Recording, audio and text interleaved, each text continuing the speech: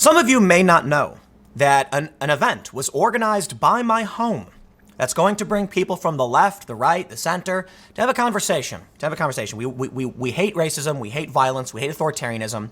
And the way we move forward as a country is to bring people together. But far leftists from outside of this area where I live are threatening the event.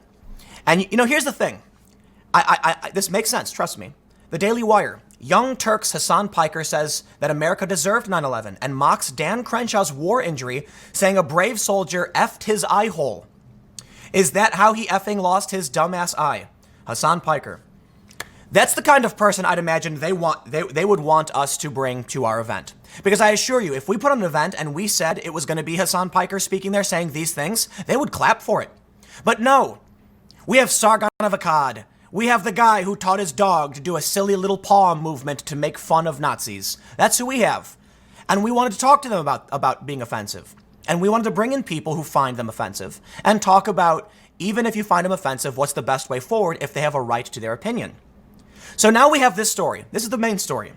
And the reason I bring that up is because it is so damn frustrating and annoying that this is what they want us to talk about. This is who they would be okay with. Hassan Piker saying that Dan Crenshaw was effed in his eye hole. Are you nuts? I would never invite this guy to speak. That's ridiculous. Now, Hassan Piker is allowed to say it. I'm glad he did. I believe they should remain on Twitter and on YouTube and on Twitch and wherever else he put him. I absolutely am thrilled that Hassan said all of these things. You know why? Now I know I don't want to associate with this guy because we were talking about the possibility of putting on an event and having someone like him come. But this is not what we want. It's crossing the line. Now you might say, but Tim, Sargon has said really offensive things, used racial slurs. You're right. He has. But saying some dude was effed in their eye hole is a whole step beyond that. Now, let's be real. I do find this appalling, but no, I probably still would want to have someone like Hassan sit down because I'd love to challenge him on this. And that's kind of the point. I can express how offended I am. I can say, I don't want to have anything to do with this guy. I'm so angry. And then stop and say, but you know what? The principle after the emotion is we should sit him down. We should talk about this. And I want to know why he said it. And I want to know if he feels remorse for targeting some dude who's just another guy. Look, man. You can't claim to be on the left and champion people with disabilities and, fight against ableism and then say something as disgusting as that. And even though I am offended by it, and even though personally and emotionally I'm like, I don't want to have anything to do with this, good, I'm glad he said it so now I can stay away from him, I recognize at the end of the day, if we're going to have a solution to this conflict, it would be to talk with someone like Hassan. And so then I realized by principle, I actually have to have him. I do. Someone as controversial as he is. And that's, it brings me to, if you're familiar with Joey Salads, and I'm sorry, we'll get to this story. We'll dive in a second. Joey is a big YouTuber, but he was very controversial when he was caught staging very racist YouTube videos. And my first reaction was emotional. I'm glad we found out. I don't want to talk to this guy. He's a bad guy. And then I realized, again, if I really want to change the world for the better, I have to sit down with him. So I apologized. I met up with him. We did an interview. He apologized and he said he's trying to do better. And I said, that's the best way forward. So the point I'm trying to make is you can see the emotion. You can see how angry someone like me would get over saying something like this. And I'm sure many of you would be shocked. It doesn't matter if you're left or right. This is a shocking and disturbing thing to say about a veteran who lost an eye doing, serving his country. Whether you agree with the war or not, I'm not going to blame the people who decide to put their lives on the line to defend their family and their freedom. I'll absolutely criticize the war machine and the politicians and the people who lied to get us there. Not Dan Crenshaw, though I do disagree with him a lot, and that's what we'll talk about. But in the end, I realize that even though I can be extremely angry about what Hassan says, it probably does make more sense on principle to invite him specifically for this reason and say, I want you to address everybody as to why you said what you said and if you stand by it. And then I want you to look this person, this veteran in the eye and tell him it was a funny thing. And I assure you, when they do that, that's when they tone things down. It's really easy to say what, Hassan said when he's behind a camera. Look, you know what I see right now? I see a black rectangle in front of my face. I'm not talking to a person. It looks like a robot looking at me. It means, there's no humanity in front of me. So I try to recognize that I see all of you on the other side and that I'm looking at you when you hear me talk. But it's so easy for most people to say this shocking, really offensive stuff because there's no one on the other side. And for that, just know, I've criticized Sargon in the past, and he knows it. I called him I've said it several times, I called him a dick before. And it's part of the thing that we want to talk about. Exactly this. And it's part, and I'll admit, I know Sargon has said offensive things, but nothing like this far. You know what I mean? Like making offensive jokes about people and being snarky and snide, and like this is beyond even Ann Coulter level of bombastic, right? So let's read the story. I'm rant over, but there's a couple things we can go through, and I do want to be fair to Hassan and provide the context of what he was saying about America deserving 9/11. It's a bit out of context. He phrased it very, very poorly, saying that, Crenshaw got effed in his eye hole is just so far over the line. I can't even see the guy anymore. But we'll talk about it. Before we get started, head over to timcast.com/donate if you'd like to support my work. There's a PayPal option, a crypto option, a physical address. But of course, the best thing you can do, share this video. Share this video so we can break some echo chambers, but it also helps me overcome the hurdles put in front of me by YouTube. They're propping up big corporate channels and deranking independent political commentary, and I see it. I see the hit when the views go down. But let's read. Reviewing a clip of U.S. military veteran Dan Crenshaw talking to Joe Rogan, Hassan Piker of the Young Turks mocked Crenshaw's lost eye, a wartime injury, in vile fashion and said America deserved 9/11. He said, "This guy has the understanding of foreign policy of like a 12-year-old. Well, hold on. I disagree with Dan Crenshaw. I watched, at least this part of the podcast. I haven't been able to sit through the whole 2 hours I've been working. I disagree with him. I don't think he has the foreign policy understanding of a 12-year-old. I think he's looking, there's paths in front of us and there's variables, and he's made a slightly different calculation. I think he knows a lot about foreign policy. I think he probably knows a lot more as it pertains to being on the ground in those places than I ever would. But I do know a lot as well, and I've also been to several places, so I do disagree with him. And that's about it. I have absolute respect for the guy. I think he's a good guy. I think he's wrong in a lot of things. And that's the way I wish America was. Our political debate, really being like a handshake to someone like Dan. He talks about him and Tulsi are at odds. And it ends with a handshake and a pat on the back and like, all right, you vote your way. Well, we'll figure it out and we'll see what we can do. And at the end of the day, we break bread together. Let's read. He said, what the F is wrong with this dude? Didn't he go to war and literally lose his eye because some mujahideen, a brave effing soldier, effed his eye hole with their D? Piker said, wow. No, it was an explosion that almost blinded the man. He added, isn't that how he effing lost his dumb A? Oh my, come on, stop swearing, dude. Because he got his effing eye hole effed by a brave soldier. Wow.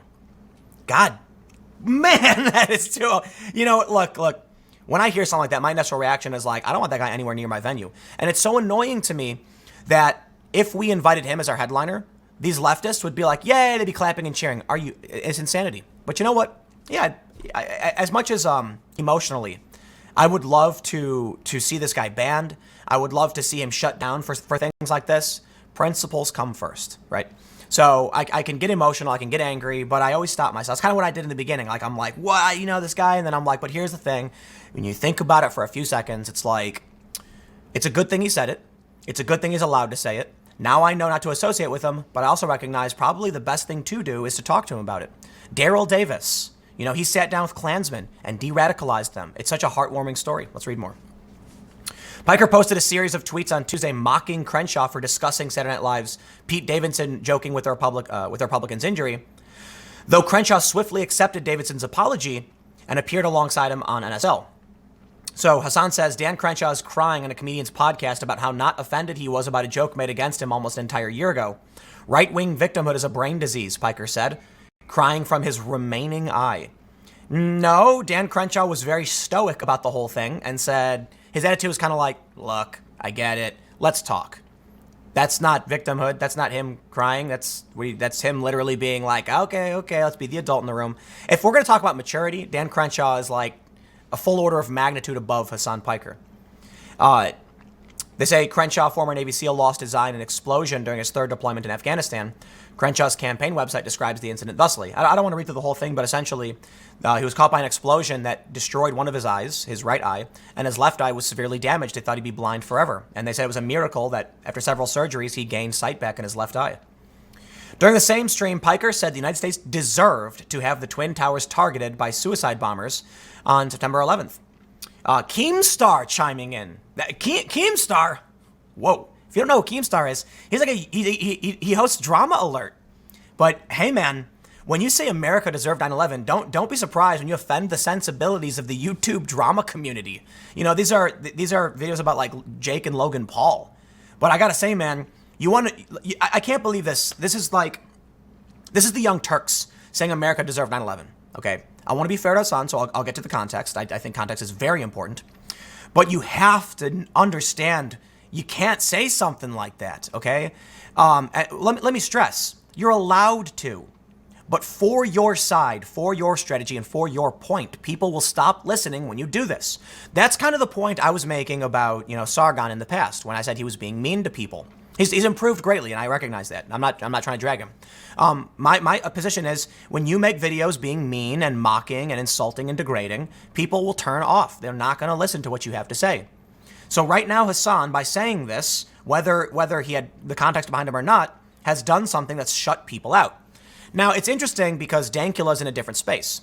When Dankula did the joke with his dog, where the dog raises his paw, Dankula was just, he didn't have any followers. He had 8 followers, some tiny amount. It was just for him and his friends. He wasn't trying to send it to anybody or target them or change their minds. He was just being silly with his girlfriend's dog. And it went viral. And so it's not in the same space as what Hassan Piker has done, where he goes to his audience, intentionally says, we deserved it. So he says this: we supplied arms to train by bin Laden. We destabilized the region long before 9/11.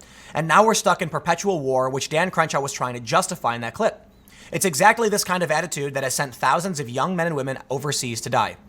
Completely agree. Completely agree. America did not deserve what happened to it. But it is blowback, and that's from the CIA, that our operations in the Middle East resulted in blowback. But Dan Crenshaw brings to the point, what did we really do to bin Laden? And Joe Rogan says something like, we supported him, didn't we? And the gist of it is like, yes, we supported the CIA. The CIA was supporting the Mujahideen. And then all of a sudden they turned and said, we don't like your ideology. So they came for us. But the CIA has called it blowback in the past. Our operations in the Middle East resulted in these actions, and our continued operations absolutely will result in further. Because we have drone strikes. Blame Obama. They called him Obama. So here's what I'll point out. So Hassan Piker says America's foreign policy decisions led to 9/11. This would have been a controversial thing to say in 2011. Stop being a effing idiot. Someone said it was retreating to the Mott, and he responded, it's exactly what he said. Weird that I said exactly these things in the extended clip, but got cut off. So I believe it's fair to point out the clips that are circulating do cut off context. It's fair to point out that when he was saying America deserved 9/11, it's not necessarily in the context where he's like, he hates America and wants it to happen. It was more of an emotional reaction of like, if you do this, that, and this, and you blow these people up, then you deserve it, right? So I disagree with him on it. I think I think you have to be more careful about how you approach very serious and sensitive subjects, especially when we just had a firefighter, a first responder die, and we went through the victims bill, and we had Jon Stewart, and this is a very serious and emotional time for Americans. So you have to be more sensitive. I get it.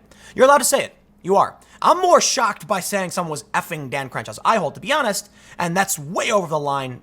Wow, come on, dude. I don't see how you can claim to be opposed to hate speech and then say something like that. But you know what? There it is. I want to add one thing. Hassan Piker has routinely called for extreme violent actions and insurrection, but says immediately afterwards in a video game. So there's been a couple clips I've seen where he'll say something like, we should do X at Y location in a video game. The idea being that he can literally call and incite terror and violence, but by saying in a video game, it's somehow protected. It's not. So if Hassan ends up seeing this, I hope you recognize you can't do that. You can't say, hey, we should go do X in a video game, because that's not a legal defense. It's why we have judges. So here's the way it works. You say something, and you think you've qualified it by adding in a video game, they will arrest you for it. And a judge will interpret your intention and say, your intent was X. Judges are there, I'm not a lawyer, but my understanding is to interpret the law in a way that's, to the best of our ability, fair. Because if we didn't have judges and went by literally the letter of the law, we wouldn't have functioning laws. Because then you'd have someone who'd make a joke and get arrested. You'd have someone playing a video game and get arrested. Or you'd have someone call for terror and then try and claim it's about a video game and not get arrested. No, in reality, Hassan could very well be arrested for saying these things over and over again. So there's a difference between making a threat and calling for action and making a joke. I believe I believe Hassan Piker should have all of these videos remain up. I don't believe he should be banned. None of that. Good. Let him be on Twitter. Let him be on YouTube. I'd like to hear this, and I'd like to know this. However, I do think it's always important to investigate context. In reality, his comments about America 9/11 aren't as bad as they seem from the get-go, but they're still kind of bad. His comments about Dan Crenshaw are so far off the line, I don't even know. He's gone. He's not even on the field anymore. It's like he's gone. He just ran off. I'm like, okay, dude, that's nuts. But you know what? I think it does warrant a sit down. It does warrant a sit down and challenging. So as much as I would emotionally react and say, I don't want this guy having anything to do with my events, this is too offensive, I can then check my own bias and say, well, you know, I'm not going to argue who's more offensive, him or Sargon, right? I have a personal opinion about who's more offensive. I think it's Hassan. But it's unfair because a lot of people would think Sargon is, and this was talking, you know, okay, fine. We need to sit down and talk about it if that's the case. I recognize that you have a perspective, and the best thing we can do is talk about it. But I will tell you this. What were you thinking, dude? Like, come on. Wait, you lose support of everybody. And this makes the Young Turks look insane. It doesn't matter what your intention or the context was when it comes to the consequences, right? You're allowed to say it, and people take you out of context, and I think that's unfair. But I do think saying a brave soldier, a terrorist, effed this dude's Eyehole, that's so ridiculously over the top, dude. That's insane. And what's going to happen is there's no real context for why you said that over and over again. Like, we know why you said it and what you meant. And you're going to see a lot of moderate people saying, I don't want to talk to you, and they'll shut you out. And that reflects in the Young Turks. So, yeah, I'll leave it there. Stick around. Next segment will be coming up at 1 p.m. On this channel. And thanks for hanging out.